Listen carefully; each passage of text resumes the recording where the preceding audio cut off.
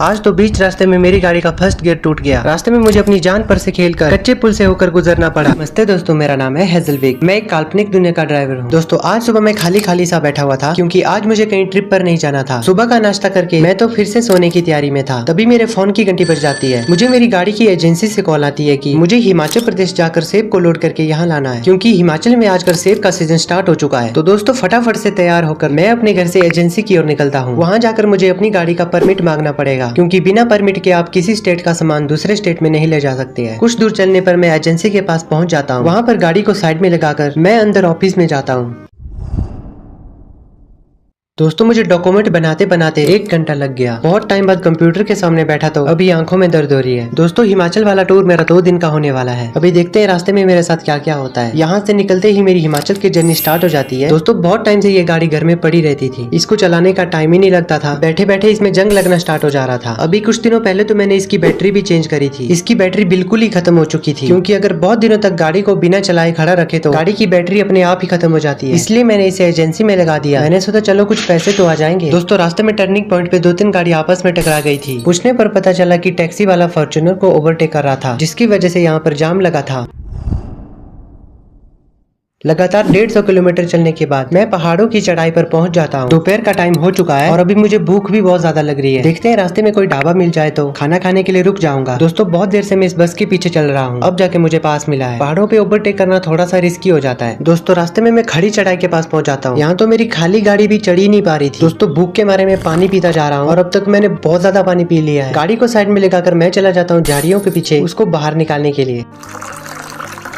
Fresh होकर मैं गाड़ी में फिर से बैठ जाता हूँ और अपने सफर को जारी रखता हूँ। कुछ देर बाद मेरे साथ कुछ ऐसा हो जाता है कि जिसके बारे में मैंने कभी सोचा भी नहीं था। इसमें एक बहुत बड़ी प्रॉब्लम हो जाती है। इसका पहला गियर जाम हो गया है। पता नहीं अचानक से ऐसा क्यों हो गया। अभी कुछ दिनों पहले तो इसकी सर्विस करवाई थी। अभी यहाँ आसपास में मैकेनिक को कहाँ से ढूंढूं। दोस्तों मैं मैकेनिक का पता पूछने के लिए आसपास की दुकानों में पूछता हूँ। भगवान का शुक्र है कि यही 2 किलोमीटर आगे एक मैकेनिक की शॉप है और मेरी किस्मत भी बहुत अच्छी थी कि मुझे उसका नंबर भी मिल गया। मैंने उसे कॉल की थी, उसने कहा कि मैं आधे घंटे में पहुंच जाऊंगा। अभी आधे घंटे तक मुझे उसका इंतजार करना पड़ेगा। दोस्तों कुछ ही देर में वो अपने स्कूटर पर बैठकर पहुंच जाता है और आते ही अपने काम पर लग जाता है।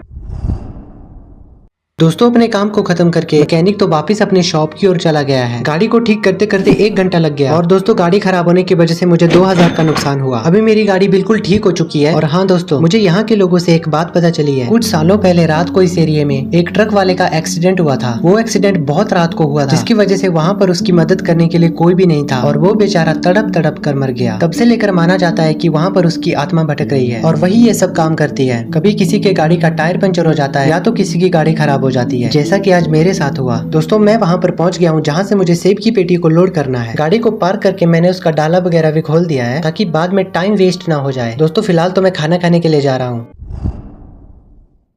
दोस्तों अब जाके थोड़ा अच्छा लग रहा है। खाना पेट में जाते ही शरीर में एक अलग ही एनर्जी आती है। दोस्तों यहाँ पर मेरी गाड़ी पूरी लोड हो चुकी है। मैं तुरंत निकल जाता हूँ अपने आगे की सफर की ओर। दोस्तों जिस रास्ते से मैं आया था मुझे उस रास्ते से वापस नहीं जाना है। मुझे घूमकर दूसरे रास्ते से जाना पड़ेगा और वो रास्ता तो और भी खतरनाक है। चलो देखते हैं, जो होगा देखा जाएगा। कुछ दूर चलने के बाद मैं एक पुल के पास पहुंच जाता हूँ। ये यहाँ का सबसे खतरनाक पुल है। दोस्तों इस पुल पर चलने से रिस्क तो बहुत ज्यादा है, लेकिन क्या करे, जाना तो पड़ेगा ही। जब मैं इस पुल के ऊपर से जा रहा था इसमें से बहुत ज्यादा आवाजें आ रही थी। ऐसा लग रहा था कि मानो ये अभी टूट जाएगा। दोस्तों कौन कहता है ड्राइवर की नौकरी आसान होती है। कभी कभी ऐसे रास्तों से भी गुजरना पड़ता है जहाँ जान का बहुत ज्यादा खतरा होता है। दोस्तों आखिरकार मैं सही सलामत यहाँ से गुजरता हूँ। 2 किलोमीटर सीधा चलने के बाद मैं वहाँ पर पहुँच जाता हूँ जहाँ मुझे माल की डिलीवरी करनी है। दोस्तों पहाड़ों पर बसा ये गाँव बहुत ही सुंदर और बहुत ही शांत था। यहाँ आकर मन को बहुत शांति मिल रही थी। तो दोस्तों ये थी हमारी आज की वीडियो। आप कहाँ से इस वीडियो को देख रहे हो और आपको ये वीडियो कैसी लगी मुझे कमेंट में जरूर बताना और जाते जाते चैनल को सब्सक्राइब करना।